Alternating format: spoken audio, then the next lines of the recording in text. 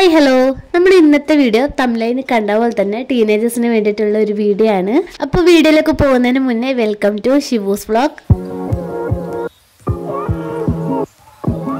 ഈ ഒരു ടീനേജ് ടൈമാണ് നമ്മുടെ സ്കിന്നിന് ഓരോ പ്രോബ്ലംസ് വരുന്നതും എന്നാൽ കെയർ കൂടുതൽ വേണ്ടുന്നതുമായിട്ടുള്ള ഒരു ടൈം.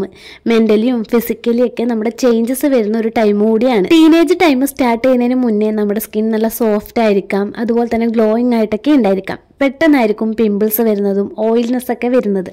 ഈ ഒരു ടൈമിൽ നമ്മൾ അറിയാതെ ചെയ്യുന്ന പല തെറ്റുകളും നമ്മുടെ സ്കിന്നിനെ നല്ല രീതിയിൽ ബാധിച്ചേക്കാം. ചിലരിലൊക്കെ പെയിനോടുകൂടി തന്നെ പിമ്പിൾസ് ഒക്കെ വന്നേക്കാം. ഇതൊക്കെ ഹോർമോൺ ചേഞ്ചസ് നടക്കുന്ന ഒരു ടൈം ആയതുകൊണ്ടാണ് കേട്ടോ.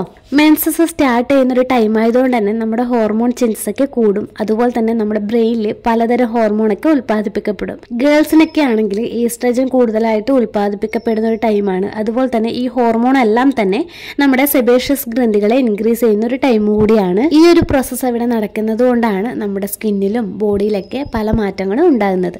അപ്പോൾ ടിപ്പ് നമ്പർ 1 വന്നിട്ട്, ഈ ഒരു ടീനേജ് പ്രായത്തിലെ സ്കിൻ പ്രോബ്ലംസ് ഒക്കെ അധികമാകുന്നത് കൊണ്ട് തന്നെ പെട്ടെന്ന് സൊല്യൂഷൻ കിട്ടാൻ വേണ്ടിയിട്ട് അഡ്വർടൈസ്മെൻറ്റോ പാക്കിങ്ങോ ഒന്നും കണ്ട് നിങ്ങൾ ഒരു പ്രൊഡക്റ്റും വാങ്ങി യൂസ് ചെയ്യരുത്. ഇങ്ങനെ യൂസ് ചെയ്യുന്നത് എന്തും താൽക്കാലികം മാത്രമാണ്. ഫ്യൂച്ചറിൽ ഇതുകൊണ്ട് പല പ്രോബ്ലംസ് നിങ്ങൾക്ക് ഉണ്ടായേക്കാം.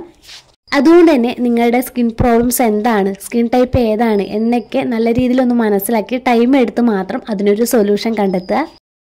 ഇനി ടിപ്പ് നമ്പർ 2 വന്നിട്ട്, ഈ ഒരു ടീനേജ് പ്രായത്തിൽ നല്ല രീതിയിൽ പിമ്പിൾസ് ഒക്കെ വന്നേക്കാം. ചിലർക്ക് പെയിനോട് കൂടിയിട്ടുള്ള പിമ്പിൾസ് ഒക്കെ ഉണ്ടായേക്കാം. അപ്പോൾ നിങ്ങൾ ഈ പിമ്പിൾസ് ഒന്നും തന്നെ കൈവച്ച് പൊട്ടിക്കാതിരിക്കുക.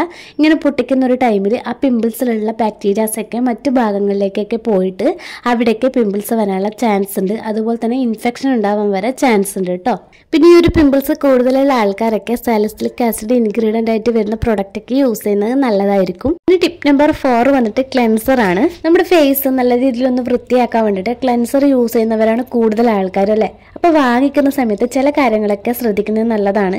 സാലിസിലിക് ആസിഡ്, അതുപോലെ തന്നെ ആൽഫ ഹൈഡ്രോക്സി ആസിഡ് അല്ലെങ്കിൽ ലാക്റ്റിക് ആസിഡ്, ഇതൊക്കെ ഇൻഗ്രീഡിയൻ്റ് ആയിട്ട് വരുന്ന ക്ലെൻസർ നമ്മൾ യൂസ് ചെയ്യുകയാണെങ്കിൽ ഫേസിൽ ഉണ്ടാകുന്ന ഓവറായിട്ടുള്ള ഓയിലും ഡേർട്സും ഒക്കെ തന്നെ പെട്ടെന്ന് റിമൂവ് ചെയ്യാൻ വേണ്ടിയിട്ട് ഹെൽപ്പ് ചെയ്യും. ഇനി സെൻസിറ്റീവ് സ്കിൻ ടൈപ്പേഴ്സ് ആയിട്ടുള്ളവർക്ക് എപ്പോഴും മൈൽഡ് ആയിട്ടുള്ള മോയ്സ്ചറൈസർ, ക്ലെൻസർ, സൺസ്ക്രീൻ ഒക്കെയാണ് നല്ലത്. ഇനി മോയ്സ്ചറൈസർ ഒക്കെ വാങ്ങുകയാണെങ്കിൽ ഓയിൽ ബേസ്ഡ് ആയിട്ടുള്ളതോ അല്ലെങ്കിൽ ജെൽ ബേസ്ഡ് ആയിട്ടുള്ളതൊക്കെ വാങ്ങുന്നതാണ് നല്ലത്. ഇനി ടിപ്പ് നമ്പർ 4 വന്നിട്ട് സൺസ്ക്രീൻ ആണ്. ഈ ഒരു ടീനേജ് പ്രായം ആകുമ്പോൾ തന്നെ സൺസ്ക്രീൻ യൂസ് ചെയ്യേണ്ട നല്ലൊരു ടൈമാണ്.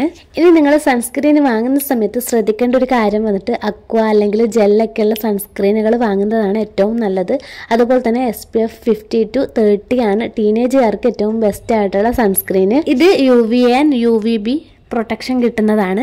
അപ്പോൾ ടിപ്പ് നമ്പർ 5 വന്നിട്ട്, ടീനേജ് ആയിട്ടുള്ളവരെല്ലാവരും തന്നെ കൂടുതലും പുറത്തേക്കൊക്കെ പോകുന്നവരായിരിക്കും. അപ്പോൾ മസ്റ്റായിട്ടും സ്കിൻ കെയർ വേണ്ടതാണ്. ഇതിന് ക്ലെൻസർ, ടോണർ, മോയ്സ്ചറൈസർ ഇത് 3 തന്നെ മതിയാവും നമ്മുടെ സ്കിന്നിന്.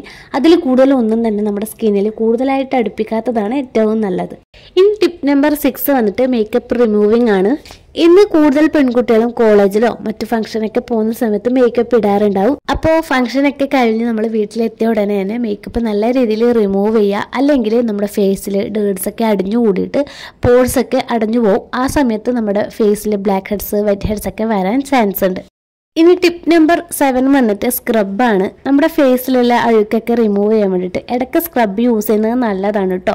ഇത് നമ്മുടെ ഫേസിലെ അഴുക്കൊക്കെ റിമൂവ് ചെയ്യാൻ വേണ്ടിയിട്ടൊക്കെ ഹെൽപ്പ് ചെയ്യും. മാത്രമല്ല നമ്മുടെ ഫേസിൽ ബ്ലാക്ക് ഹെഡ്സ്, വൈറ്റ് ഹെഡ്സ് ഒക്കെ ഉണ്ടെങ്കിൽ നാച്ചുറൽ ആയിട്ടുള്ള സ്ക്രബൊക്കെ വീക്കിലി 2 തവണയൊക്കെ യൂസ് ചെയ്യുന്നത് നല്ലതാണ്. പിന്നെ ആക്നെ പ്രോൺ സ്കിന്നുള്ളവരൊക്കെ കൂടുതലായിട്ട് സ്ക്രബ് യൂസ് ചെയ്യാത്തതാണ് നല്ലത്. അതുപോലെ തന്നെ നിങ്ങളുടെ ഫേസ് എപ്പോഴും തുടക്കുന്ന സമയത്ത് നല്ല സോഫ്റ്റ് ആയിട്ടുള്ള ടവൽ മാത്രം യൂസ് ചെയ്യുക. റഫ് ആയിട്ടുള്ളത് ഒരിക്കലും സ്കിന്നിൽ യൂസ് ചെയ്യാതിരിക്കുക. ഇനി ടിപ്പ് നമ്പർ 8 വന്നിട്ട്, ഞാൻ എല്ലാ വീഡിയോയിലും പറയുന്ന പോലെ തന്നെ ധാരാളം വെള്ളം കുടിക്കുക. കുറഞ്ഞത് 8 ഗ്ലാസ് എങ്കിലും കുടിക്കുക കേട്ടോ. ഹെൽത്തി ആയിട്ടുള്ള സ്കിന്നിനും ബോഡിക്കൊക്കെ ധാരാളം വെള്ളം ആവശ്യമാണ്. അതുപോലെ തന്നെ ഓയിലി ആയിട്ടുള്ള ഫുഡും കഫീനൊക്കെ സ്കിപ്പ് ചെയ്യുക. കാരണം ഇതേപോലെയുള്ള ഫുഡ്സ് ഒക്കെ കൂടുതലായിട്ട് കഴിക്കുമ്പോൾ പിമ്പിൾസ്, ചൊറിഞ്ഞ് പൊട്ടലൊക്കെ ഉണ്ടാവാനുള്ള സാധ്യതയുണ്ട്. ഇനി ഈ ഒരു ടൈം നിങ്ങൾക്ക് ഡാർക്ക് സർക്കിൾസ് ഒക്കെ ഉണ്ടെങ്കിൽ ഐസ് ക്യൂബ് വെച്ച് മസാജ് ചെയ്യുന്നത് നല്ലതാണ്. അതുപോലെ തന്നെ ലിപ്പിൻ്റെ കെയർ കൂടി ശ്രദ്ധിക്കുക. നല്ല ലിപ് ബാമൊക്കെ യൂസ് ചെയ്യുക. ഈ ഒരു ടീനേജ് പ്രായത്തിലാണ് അധികം ആൾക്കാർക്കും താരനൊക്കെ കണ്ടുവരുന്നത്. അതുകൊണ്ട് തന്നെ സ്കിൻ കെയർ ചെയ്യുന്ന സമയത്ത് ഹെയർ കെയർ കൂടി ശ്രദ്ധിക്കുക. താരം മാറാനുള്ള കുറച്ച് ടിപ്സൊക്കെ നമ്മൾ വീഡിയോ ആയിട്ട് മുന്നേ ചാനൽ അപ്ലോഡ് ചെയ്തിട്ടുണ്ട്. താല്പര്യമുള്ളവർ കണ്ടുവെക്കുക. ഞാൻ വീഡിയോയുടെ ലാസ്റ്റായിട്ട് കൊടുത്തേക്കാം. അപ്പോൾ നമ്മൾ ഇന്നത്തെ വീഡിയോ ഇത്രയൊക്കെയുള്ളൂ. വീഡിയോ ഇഷ്ടമായിട്ടുണ്ടെങ്കിൽ ലൈക്ക് ചെയ്യാനും ഷെയർ ചെയ്യാനും നമ്മുടെ ചാനൽ സബ്സ്ക്രൈബ് ചെയ്യാനും കമൻറ്റ് ചെയ്യാനും മറക്കല്ലേ.